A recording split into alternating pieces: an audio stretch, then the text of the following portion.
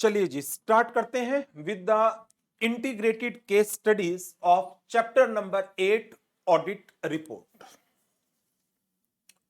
First case study, ये आपके जो स्टडी मटेरियल है आईसीएआई का उसकी केस स्टडी है।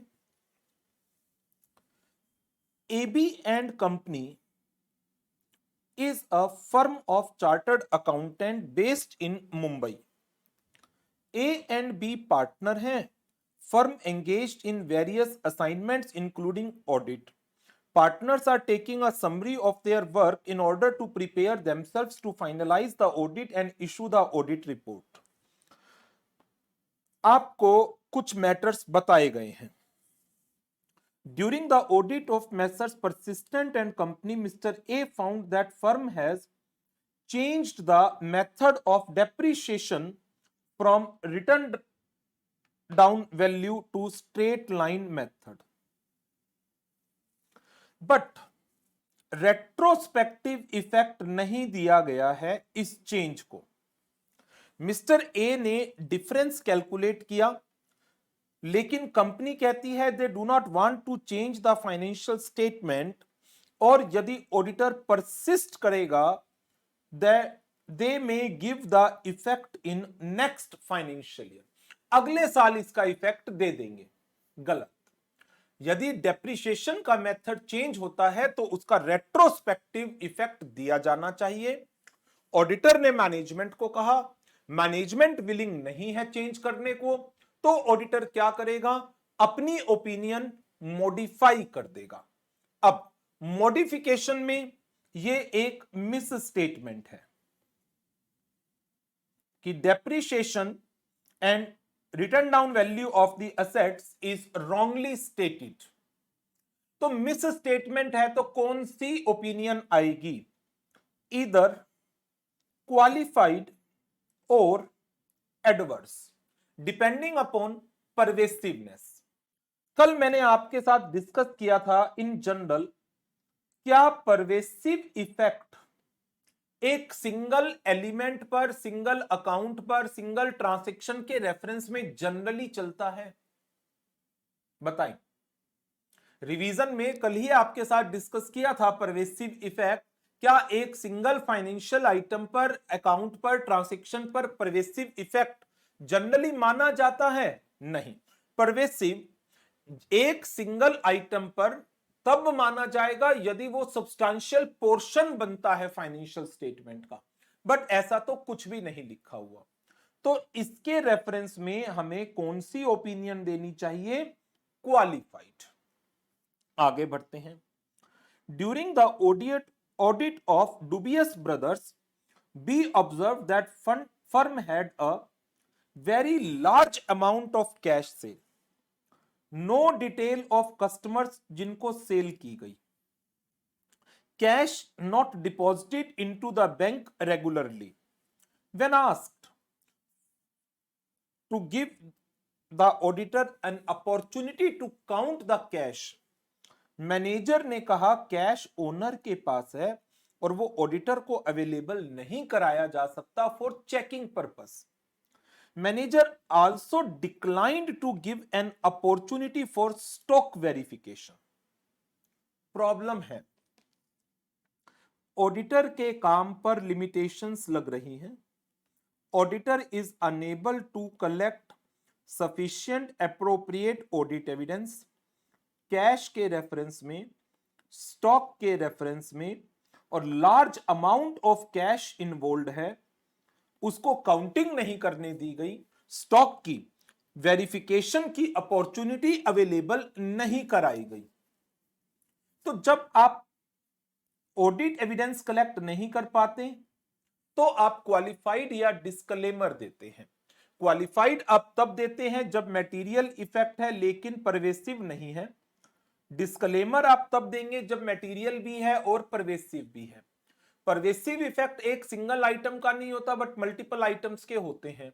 सिंगल आइटम का भी सब्सटैंशियल पोर्शन यदि फाइनेंशियल स्टेटमेंट का एक सिंगल आइटम बना रही है then also that is considered as pervasive effect.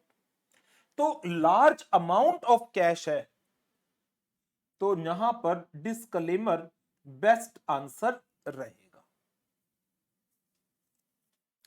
During the audit of messrs honest and associates mister A came to know that firm ने अपना वैल्यूएशन ऑफ स्टॉक का method change किया है। This change has a material impact on the financial statement of the firm. Firm ने disclosures दिए हैं financial statement में, proper accounting भी की है। यदि कोई डिस्क्लोजर्स या इफेक्ट या प्रेजेंटेशन एप्रोप्रिएटली फाइनेंशियल स्टेटमेंट्स में कोई मैटर एप्रोप्रिएटली प्रेजेंटेड है, डिस्क्लोज्ड है, और आप भी उस मैटर को अपनी रिपोर्ट में बताना चाहते हो, हाईलाइट करना चाहते हो, फाइनेंशियल मैटर है, तो कहां जाओगे सर? एसए 706 में ईओएम पैरा के ऊपर जाएंगे हम, तो क्योंकि एप्रोप्रिएट डिस्क्लोजर है। ओपिनियन कौन सी होगी? With unmodified opinion.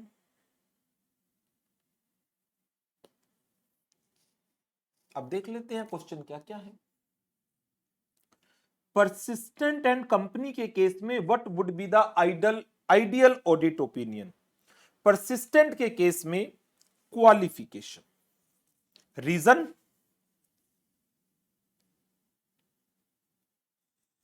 depreciation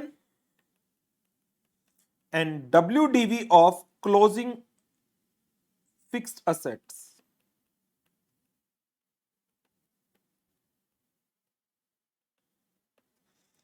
Materially misstated. Dubious brothers के केस में ऑडिट ओपिनियन कौन सी देना सही रहेगा? डिस्क्लेमर। लार्ज कैश की काउंटिंग नहीं करने दी गई, स्टॉक की वेरिफिकेशन मना कर दी गई। मटेरियल एंड परवेसिव इफेक्ट है इन दोनों ही मैटर्स का।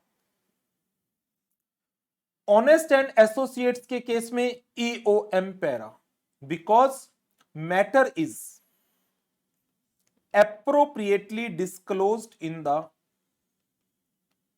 financial statement. Fourth question, when the auditor after conclusion of the audit is of the opinion that there are material misstatements in the financial statement but pervasive नहीं है, अरे simple qualified कर दो ना। जहां पर भी मिस स्टेटमेंट है, यदि वो मटेरियल है, परवेसिव नहीं है, क्वालिफाइड। मटेरियल भी है, परवेसिव भी है, एडवर्स। तो जहां मटेरियल है, परवेसिव नहीं है, क्वालिफाइड ओपिनियन। ऑडिटर कंक्लूड करता है कि financial statement are prepared in all material respect in accordance with the applicable FRF. Auditor shall give unmodified opinion. SA 700।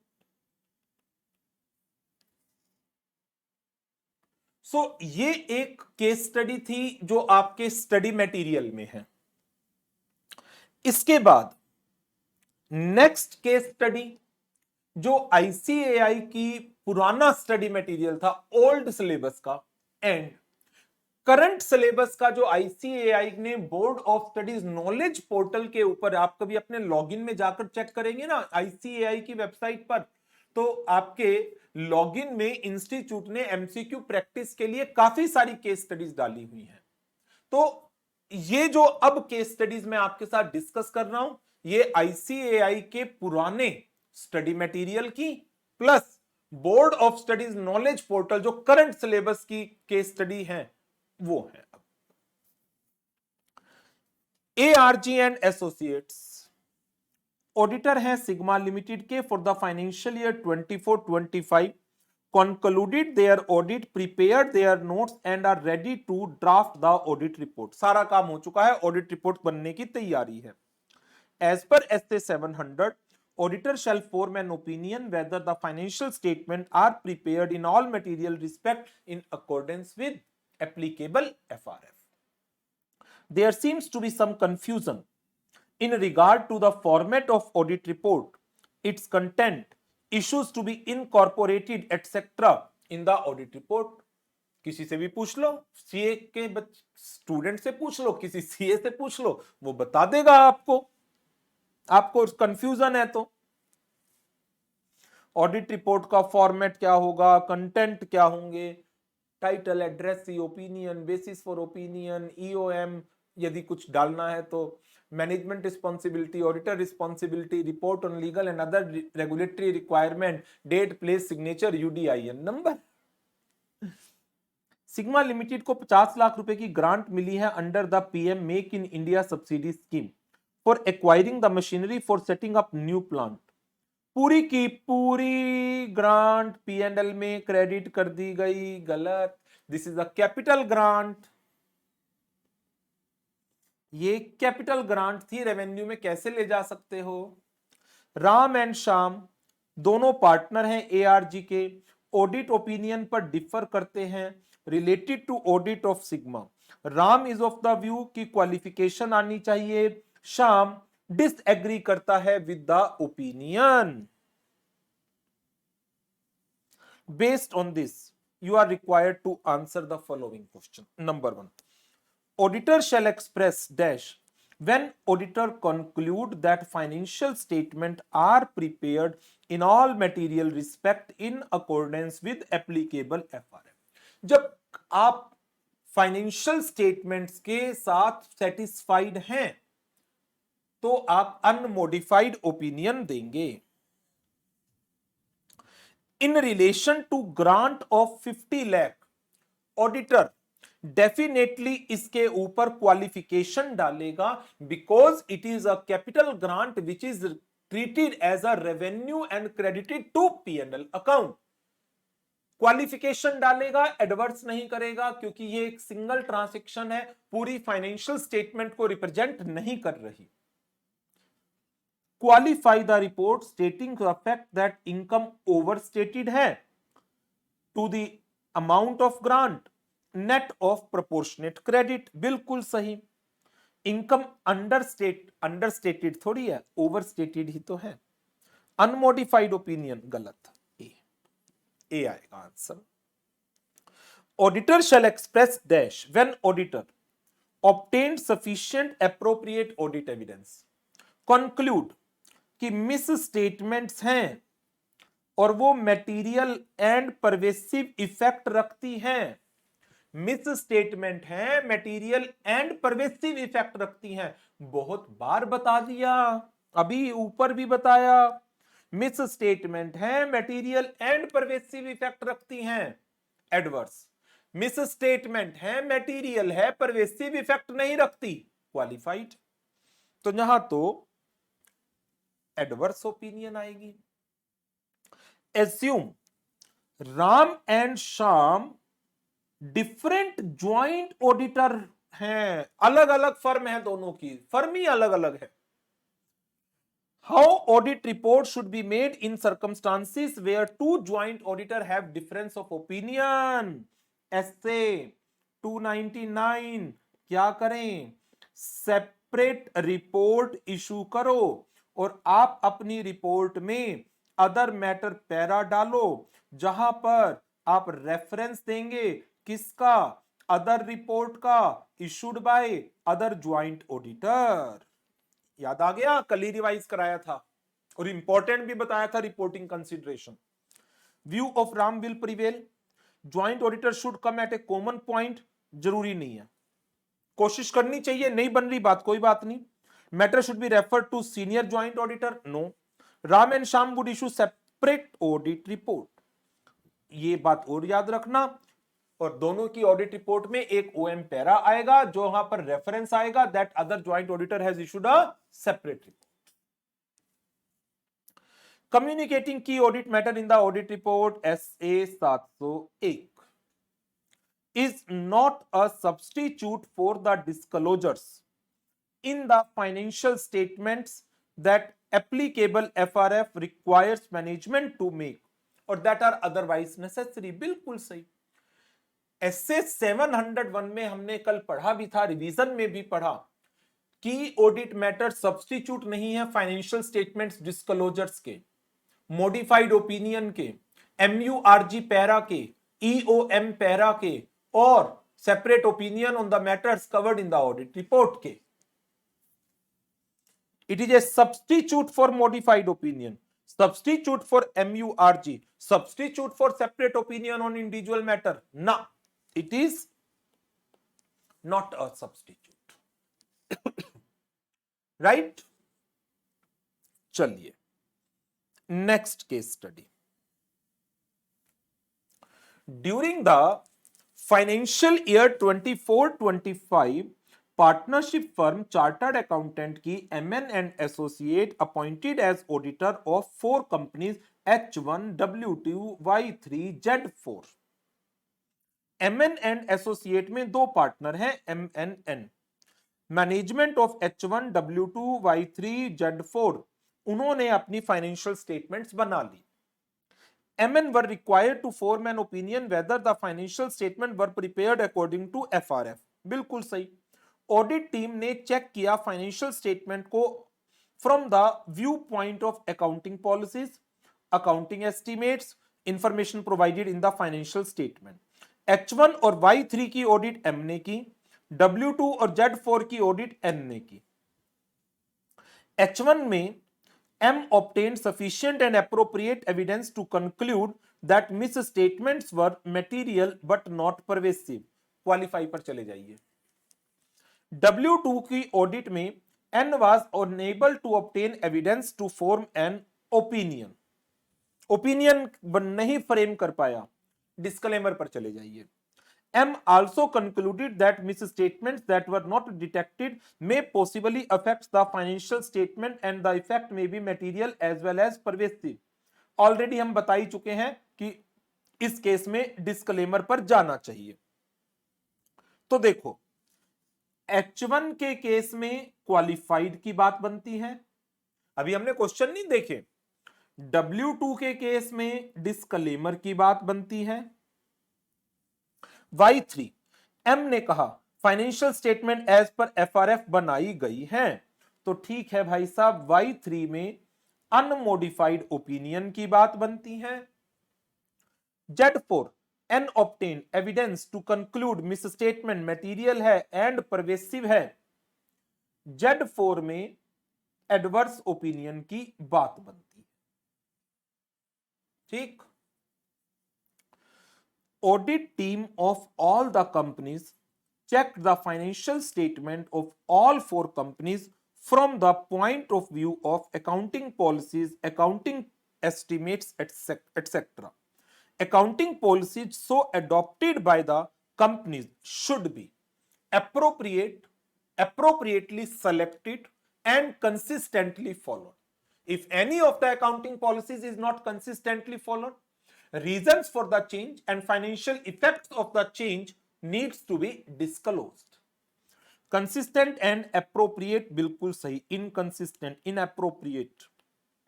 A answer. Mr. M H1 के case में कौन सी report दे? H1 के case में बात हो चुकी क्वालिफाई दे. W2 के case में बात हो चुकी डिस्क्लेमर जाना चाहिए. Y3 के केस में Y3 अनमोडिफाइड ओपिनियन जानी चाहिए.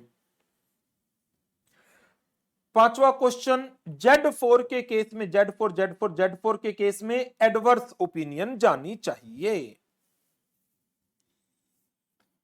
मुझे लगता है रिवीजन करने के बाद जब आप ये केस स्टडीज कर रहे होंगे तो शायद और बेटर तरीके से चीजों को एनालाइज कर पा रहे होंगे और बहुत एप्रोप्रिएट एंड करेक्ट रिप्लाई आप फाइंड कर पा रहे हैं. चलिए जी नेक्स्ट केस स्टडी पर चलते हैं. कितनी केस स्टडी है? 5.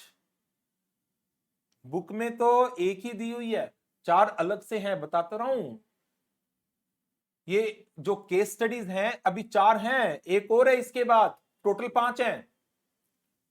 ये केस स्टडीज हैं जो ICAI का पुराना सिलेबस था बट एप्लीकेबल जो टॉपिक है वो न्यू के लिए भी एप्लीकेबल है. एंड तो पुराने सिलेबस की है ये कुछ, प्लस जो board of studies knowledge portal पर न्यू सिलेबस के लिए प्रैक्टिस के लिए केस स्टडीज डाली है वो सब डाल दी है। हमें कब मिलेंगी? अच्छा, आपके साथ शेयर नहीं की, कोशिश करता हूं आज ही करवाने की। आज ही व्हाट्सएप ग्रुप में ये पीडीएफ जो जो एक्स्ट्रा केस स्टडीज हैं वो शेयर कर। चलो आगे बढ़ते हैं। Case study 44, books of account were required to be audited of WZ। WZ door mats की मैन्युफैक्चरिंग में है, डिमांड ह्यूज है, बिजनेस क्विकली ग्रो कर रहा है। WZ की बिजनेस ट्रांजैक्शन लार्ज नंबर पर थी, तो दो डिफरेंट फर्म को अपॉइंट किया गया ज्वाइंट ऑडिट के लिए। ज्वाइंट ऑडिट एसए कौन सा? 299। The name of two partnership firm MH NR। MH के पार्टनर है MORH, NR के पार्टनर है NNR। Before conducting the audit MHNR discussion करते हैं to develop a plan. Work जो एलोकेशन था it was decide. Income and assets MH करेंगे audit, underline कर लो इसको, इंपॉर्टेंट पॉइंट है। ज्वाइंट रिस्पॉन्सिबिलिटी की बात हो सकती है। एक्सपेंस एंड लायबिलिटीज NR करेगा। अदर वर्क डिवाइड नहीं किए गए and to be carried out by both the partner.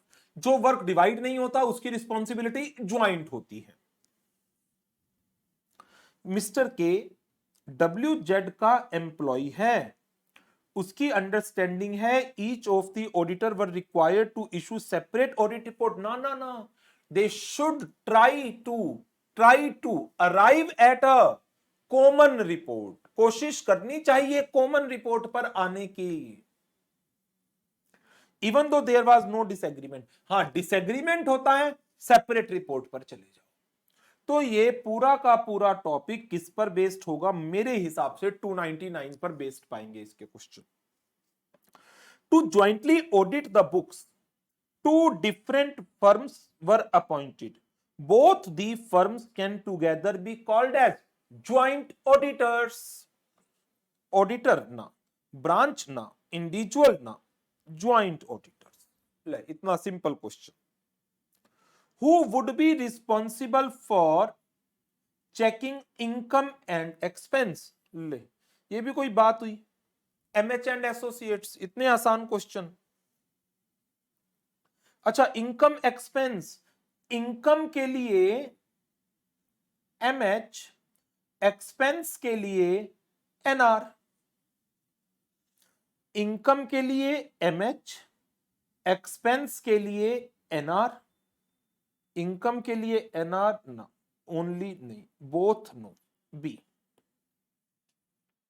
जो वर्क डिवाइड नहीं हुआ है,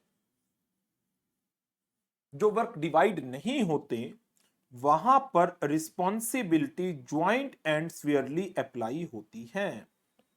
ऐसे 299 का प्रोविजन है और रिस्पॉन्सिबिलिटीज का topic the most important topic है। ओनली तो छोड़ दो, both would not be responsible, would be responsible, would be jointly and severally responsible. D. क्या के की understanding for issuance of joint report सही है? बिल्कुल गलत है। करेक्ट नो, इनकरेक्ट सही। They were required to issue common audit report सही कहा। ओनली MH, ओनली छोड़ो यार, ज्वाइंट देंगे, इनकरेक्ट है, ज्वाइंट देनी है।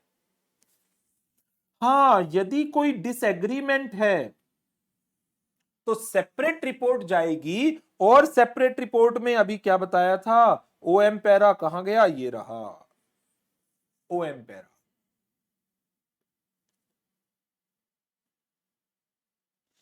ओनली कॉमन ऑडिट रिपोर्ट ना, issue separate audit report with a reference to each other audit report through OM para. Next case study ये आई हुई है जी सितंबर 23 की मॉक टेस्ट पेपर में। देखते हैं इसमें क्या क्या बातें की गई हैं। Following is the extract of information taken from the financial statement of AAF private limited for financial year 24-25, और ये पिछले साल का डेटा हो गया। Paid up capital, borrowing, short term, long term, other current, PPE, depreciation, profit loss, कोई tax adjustment नहीं है। Short term borrowings 55,000, 50,000, that is the loan repayable on demand. It is further noticed during the course of audit, quarterly statement filed by the company with the bank for availing credit facilities of 5.5 crore. अरे कारो का ही point है जो आज की division में आया था। इन्वेंट्री के अगेंस्ट यदि working capital limit, current assets के अगेंस्ट यदि वर्किंग कैपिटल लिमिट 5 करोड़ से ज्यादा है फ्रॉम एनी बैंक और फाइनेंशियल इंस्टीट्यूशन इन एग्रीगेट, तो कुछ रिपोर्टिंग होती है क्वार्टरली स्टेटमेंट्स की। तो जो क्वार्टरली स्टेटमेंट फाइल हुई अलग अलग क्वार्टर की, 80-70 difference, 70-65 difference okay. Notice that long term borrowing consist of term loan. Term loan outstanding reduced in comparison to last year. Term loan का अमाउंट घटा है। कंपनी ने सिर्फ एक इंस्टॉलमेंट दी है 5 लाख रुपए टाइम पर, which is over due for 65 days as on balance sheet date. हम 90 डेज के ओवर ड्यू पर रिपोर्ट करते हैं। Credit facilities classified as standard by the bank. Other current liabilities में टीडीएस है 1 लाख का, जिसमें से 60,000 रुपए फरवरी 25 के हैं जो 7 मार्च तक देने थे। स्टैट्यूटरी ड्यूज, कंपनी इरेगुलर है in depositing the statutory dues with the authorities. 40 lakh रुपए मार्च के महीने के ही हैं। Okay, you are part of the engagement team. As a part of assigned work, you are responsible for providing information for reporting under CAR. अच्छा question लग रहा है, ध्यान से क्वेश्चंस को पढ़िएगा। फैक्ट्स का ओवरव्यू लिया है, क्वेश्चन के अकॉर्डिंग फैक्ट्स को एनालाइज करते चलेंगे। Consider description about short term borrowings. Which of the following statement is in accordance with CARO 2020? Statutory auditor is required to provide the details of differences in quarterly statement filed with the banker with its books of account. Yes, जहां पर भी difference था वहां पर आपको बताना है। बिल्कुल सही लगती है ये स्टेटमेंट।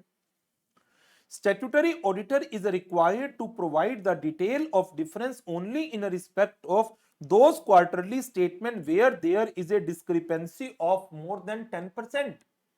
ये तो फिजिकल वेरिफिकेशन वाले पॉइंट में थी 10%, ध्यान आ रहा है, आज ही रिवीजन में करवाई थी। डिस्क्रिपेंसी के जो 10% थी वो फिजिकल वेरिफिकेशन के पॉइंट में थी, वर्किंग कैपिटल के पॉइंट में थोड़ी थी। Statutory auditor is not required to provide the details of difference. Detail तो देनी होती है। Statutory auditor is not required to provide the detail of difference because agree करती हैं बैलेंसेस ना। बैलेंसेस कहां एग्री कर रहे हैं, 3 में डिफरेंस है। A answer. कंपनी ने 5 लाख रुपए की इंस्टॉलमेंट को टाइम पर नहीं दिया जो ओवर ड्यू है 65 days as on balance sheet date. क्या रिपोर्ट करूंगा? Para 3 clause number 9। क्या कंपनी ने डिफॉल्ट किया है इन रीपेमेंट ऑफ लोन और बोरोइंग और इन पेमेंट ऑफ इंटरेस्ट? यदि हां तो period and amount of default बताइए। तो अब हमें कंपनी के इस डिफॉल्ट को बताना पड़ेगा।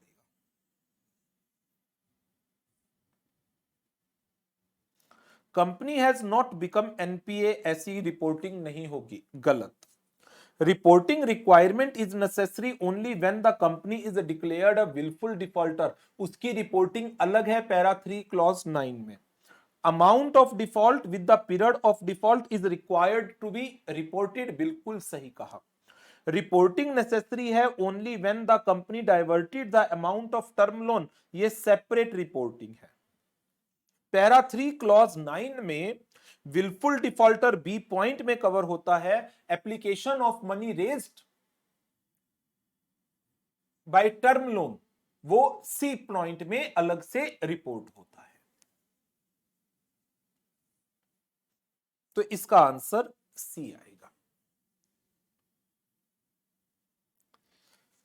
As regards TDS payable 1 lakh which input, देखो टीडीएस में ये स्टैट्यूटरी ड्यूज है, अनडिस्प्यूटेड नेचर का है, 6 मंथ से ज्यादा ओवरड्यू नहीं है, but company irregular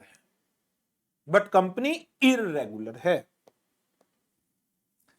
TDS shall not be reported, गलत। It is in the nature of undisputed statutory dues, बिल्कुल सही। Hence, outstanding amount of 1 lakh not deposited is to be reported. Amount report नहीं करना क्योंकि ये 6 महीने से ज्यादा आउटस्टैंडिंग नहीं है, मार्च के महीने का और फरवरी के महीने का ही था। अनडिस्प्यूटेड है, however only outstanding amount is to be reported, ये भी गलत। मोर देन 6 मंथ्स नहीं है। TDS does not fall under meaning of undisputed statutory dues. Does not fall under, ये तो undisputed statutory dues है। Hence, there is no question of reporting. पूछा क्या है उसने? What input would be provided to you will be provided by you to your senior for reporting under CARO.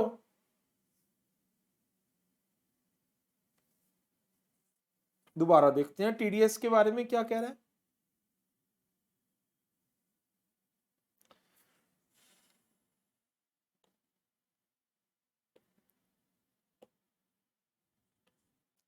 Other current liabilities includes TDS payable. 60 lakh for the month of February was due on deposit. That means not deposited on time.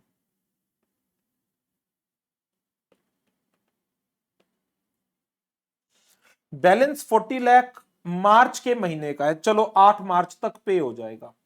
तो ये जो 60,000 का amount है company ने time पर नहीं पे किया और अनडिस्प्यूटेड स्टैट्यूटरी ड्यूज है।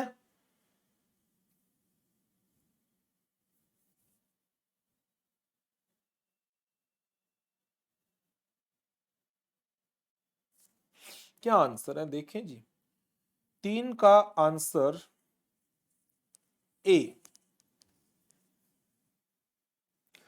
TDS payable of 1 lakh in the financial statement shall not be reported as it does not meet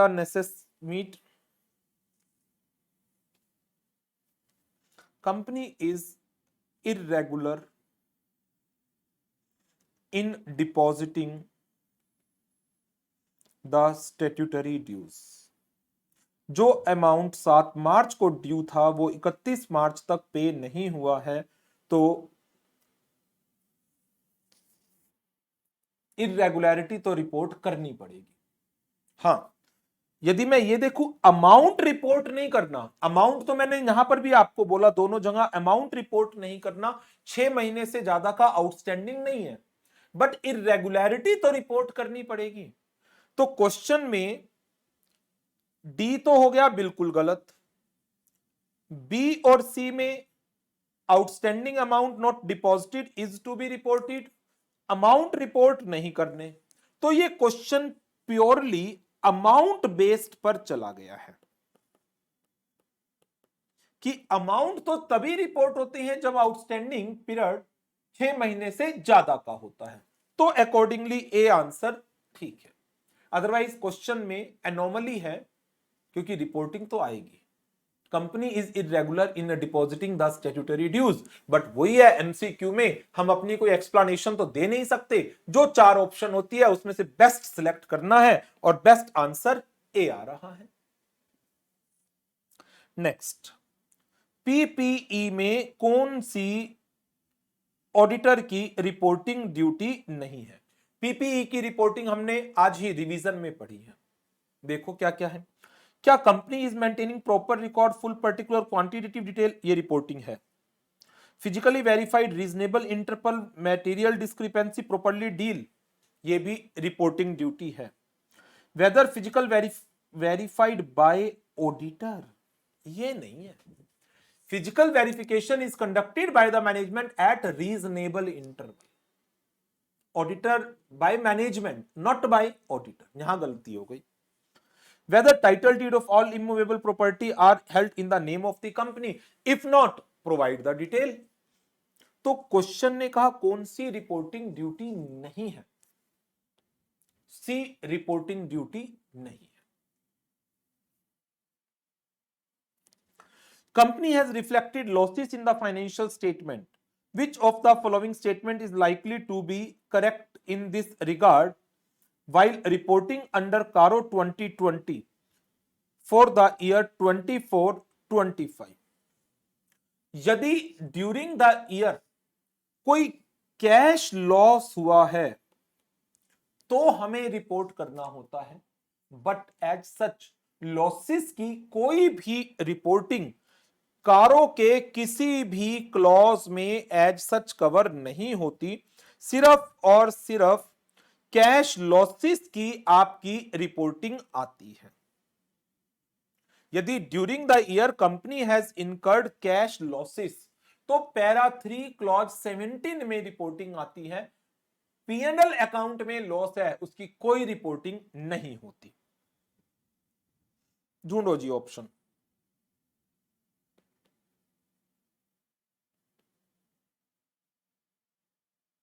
yes, PNL के लॉसेस कारों में रिपोर्ट नहीं होते, कैश लॉसेस कारों में रिपोर्ट होते हैं।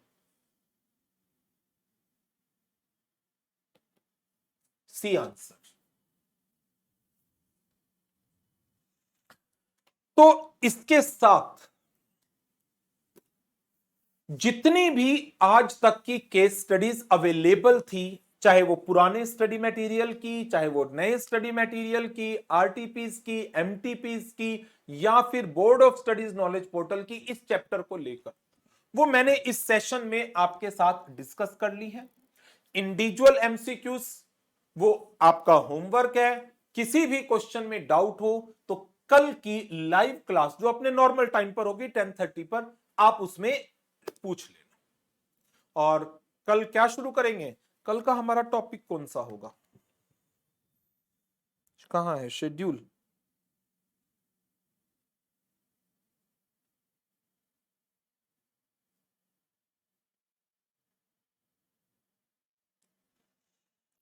कल का हमारा टॉपिक अब chapter number 10 bank audit, banking operations,